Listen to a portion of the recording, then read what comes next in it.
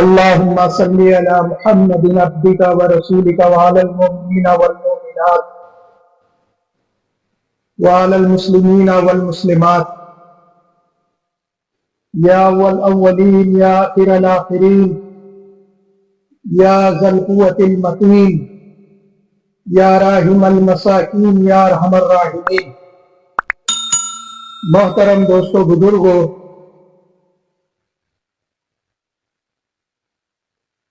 اللہ کا بے حد احسان ہوا، کرم ہوا، فضل ہوا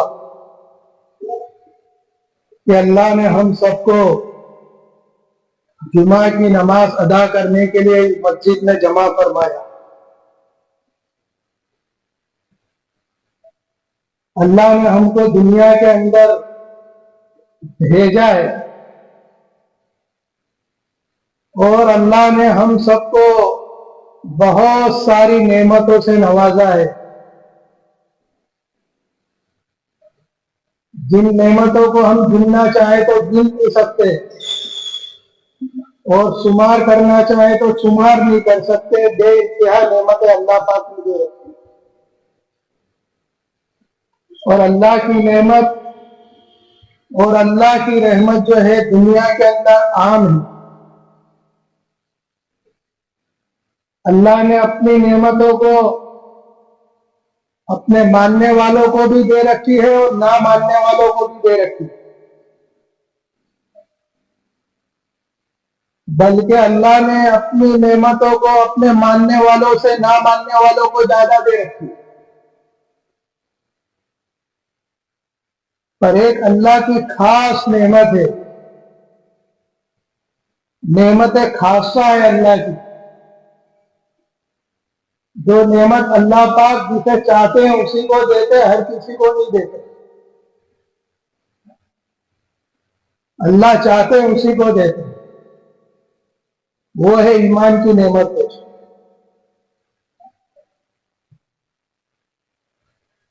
یہ ایمان کی نعمت اللہ پاک نے ہم کو بغیر مانگے دیے، بغیر کچھ لگائے دیے، بغیر کچھ کھپائے دیے۔ اس لیے اس نعمت کو ہم نعمت نہیں سمجھتے، حالانکہ یہ نعمت دنیا کی ساری چیزوں سے افضل ہے، ساری چیزوں سے بڑھ کر ہے۔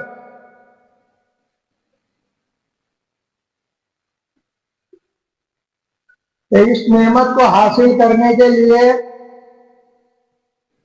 صحابہ نے بہت قربانیاں دی، ایمان کو حاصل کرنے کے لیے مار کھائی،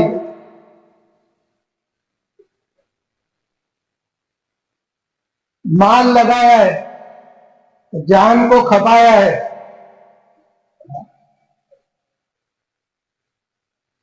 اللہ کے نبی صلی اللہ علیہ وسلم جب مکہ کے اندر لوگوں کو کہتے کہ ایمان کو قبول کر لو، میری بات کو مان لو، تو ماننے والے جانتے تھے کہ اگر ہم نے ان کی بات کو مانا تو ہماری خیر نہیں، کیونکہ پورا مکہ جو ہے اللہ کے نبی صلی اللہ علیہ وسلم کا دشمن بنا ہوا تھا۔ سارا مکہ بلکہ سارا عرب اللہ کے نبی صلی اللہ علیہ وسلم کا دشمن بنا ہوا تھا۔ جو بھی آپ کی بات کو مانتا اس کو پیٹا جاتا، مکہ کے مکہ کی گلیوں کے اندر گھسیٹا جاتا۔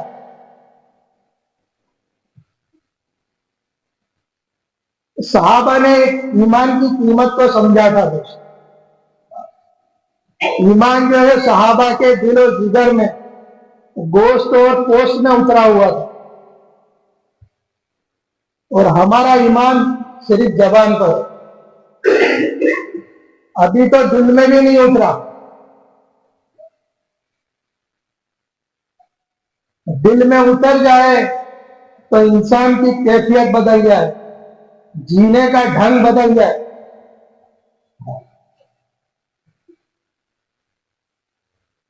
جینے کے اندر اللہ کے نبی صلی اللہ علیہ وسلم کا طریقہ آ جائے، زندگی کے اندر صحابہ کی سیرت آ جائے.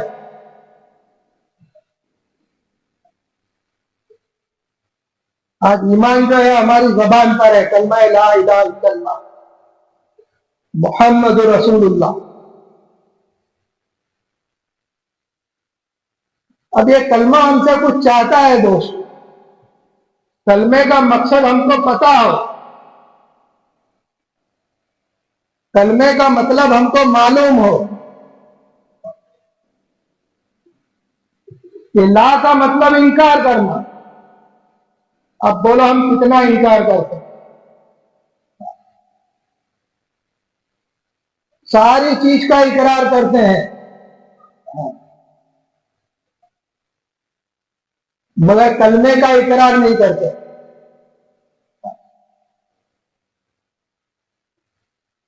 انکار کرو کہ کسی سے کچھ نہیں ہوتا، سب کچھ اللہ کرتے ہیں.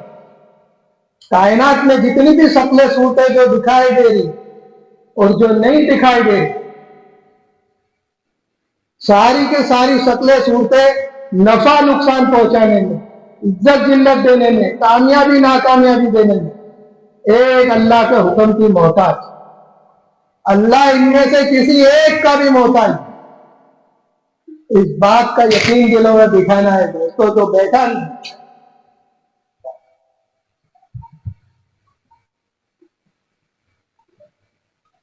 جب بیٹھ جائے ہاں تو ایمان کی حلاوت معلوم پڑ جائے. جب دل کے اندر لا الہ الا اللہ اترتا ہے تو محمد رسول اللہ خود بخود ظاہر ہوتا ہے.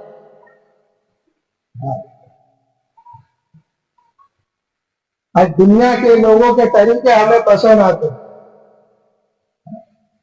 پسند نہیں آتے ہمارے آقا تاجدار مدینہ، کالی کملی والے، سنہری چالی والے، گنبد خضرا والے کا طریقہ پسند نہیں آتا. اقرار کرتا ہے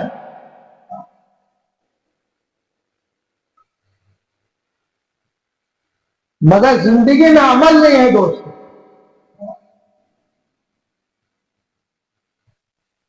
جس دن ہماری زندگیاں عمل پر آ جائے گی، یہ مسجدیں پانچوں وقت بھر جائے گی، محمد رسول اللہ ہماری زندگیوں میں ظاہر ہو جائے گا، محمد رسول اللہ کا طریقہ پسند آ جائے گا، پھر اللہ پاک اس دنیا کے نقشے کو پلٹ دے. یہ دنیا کس کے لیے ہے دوستو؟ ایمان والے کے لیے. یہ دنیا اللہ پاک چلا رہے ہیں، دنیا کا نظام چلا رہے ہیں اللہ پاک، یہ ایمان والے کی نسبت پر چلا رہے ہیں. ایک حدیث ہم سنتے ہیں بار بار کہ دنیا میں ایک اللہ اللہ کہنے والا باقی رہے گا، ایک ایمان والا باقی رہے گا، کفر سے دنیا بھری ہوگی. اللہ پاک اس کلمے کی برکت سے، اس کلمہ پڑھنے والے کی برکت سے دنیا کے نظام کو چلائیں گے.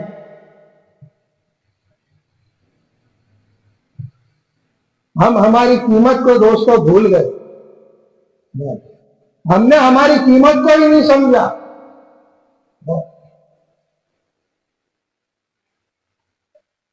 کہ اللہ کے نزدیک ہماری قیمت کیا ہے؟ ایک اللہ اللہ کہنے والے کی بنیاد پر اللہ پاک دنیا کے نظام کو چلا ہے. کافروں کو کھلائیں گے، زمین سے غلہ اگائیں گے، ہواؤں کا نظام چلائیں گے، وقت پر بارش کو برسائیں گے. جب ایک ایمان والا بھی دنیا میں باقی نہیں رہے گا اور کفر سے دنیا بھری ہوگی، اللہ پاک دنیا کے نظام کو توڑ پھوڑ کر رکھ دیں گے، درہم برہم کر دیں گے، قیامت نازل کر دیں گے.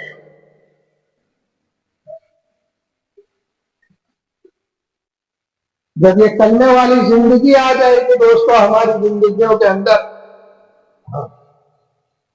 محمد رسول اللہ کا طریقہ آ جائے گا ہماری زندگی کے اندر، کافروں کے دل میں اللہ پاک ہیبت ڈال دیں گے،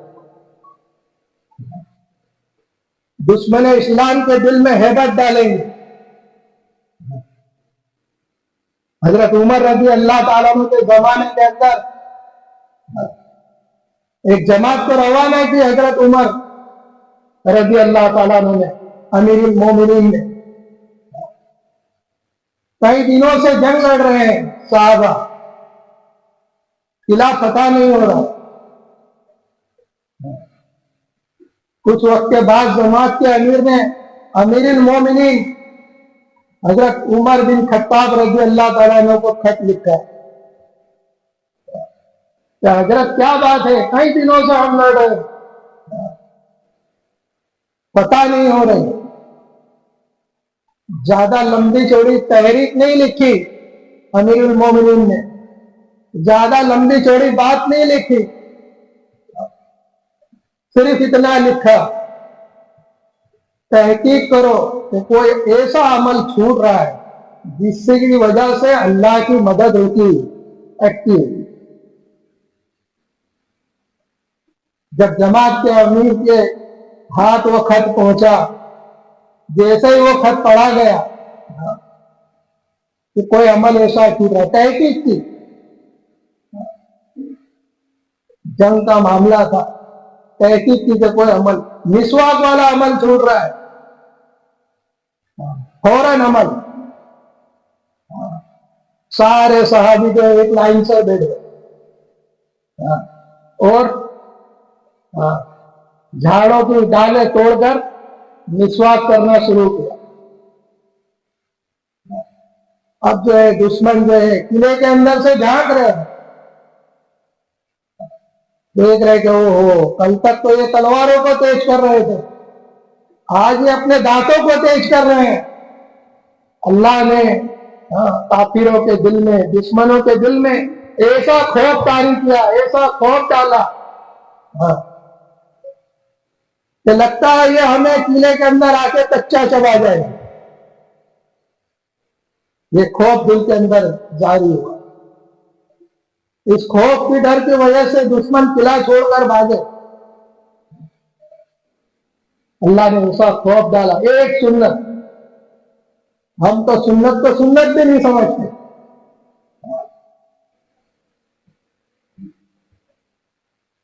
دوستو، زندگی میں سنت کو عمل کرنا، یہ ہماری 24 گھنٹے کی عبادت میں شمار ہے۔ کھانا ہماری ضرورت ہے، اگر کھانا ہم نے سنت کے طریقے پر کھا لیا تو یہ عبادت بنے گا۔ حالانکہ ہر مخلوق کھاتی ہے، مگر یہ انسان اللہ کے نبی کے طریقے پر کھائے گا، کھاتے وقت یاد کرے گا کہ میرے نبی نے کس طریقے سے کھایا۔ نہیں معلوم ہے تو علماء سے پوچھے، ہمارے اماموں کو پوچھے کہ سنت طریقہ کیا ہے۔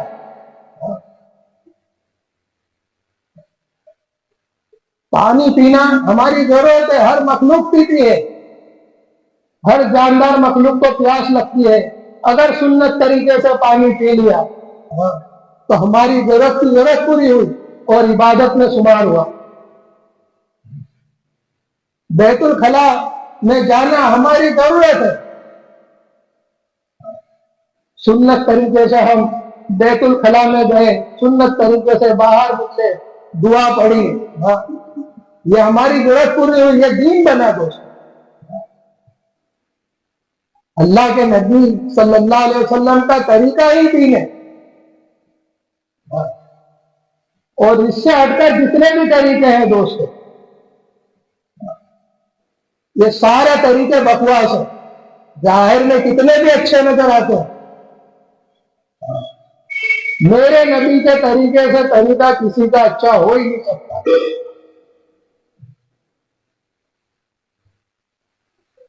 ایک صحابہ کی جماعت گئی کسی بادشاہ کے محل میں، کافر کے محل میں، کھانے پر بلایا گیا۔ صحابی جو ہے پیالہ لے کر روٹی توڑ کر سالن کے اندر کھانے لگے۔ کسی نے کہا کہ یہاں اس طرح کھانے سے عیب مانا جاتا ہے، اس طرح مت کھاؤ. تو کہا ان بیوقوفوں کے لیے میں میرے نبی کی سنت کو چھوڑ دوں, میں میرے نبی کے طریقے کو چھوڑ دوں.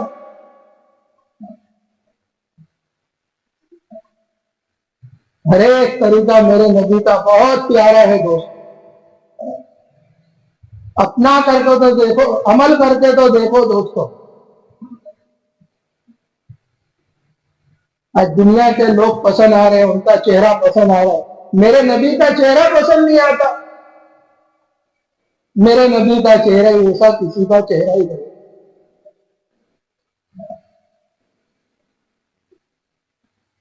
جب نبی کے چہرے ایسا چہرہ لے کر قبر میں جائیں گے دوستو, تو نبی کا چہرہ یاد آئے گا, ورنہ نبی کا چہرہ بلا دیا جائے. وہ قیامت کے دن بغیر داڑھی کے اٹھے تو میرے نبی چہرہ پھیر لیں گے. یہ میرے نبی کی سنت ہے دوست, اور یہ سنت کا خوف غیروں کے دلوں میں آتا ہے.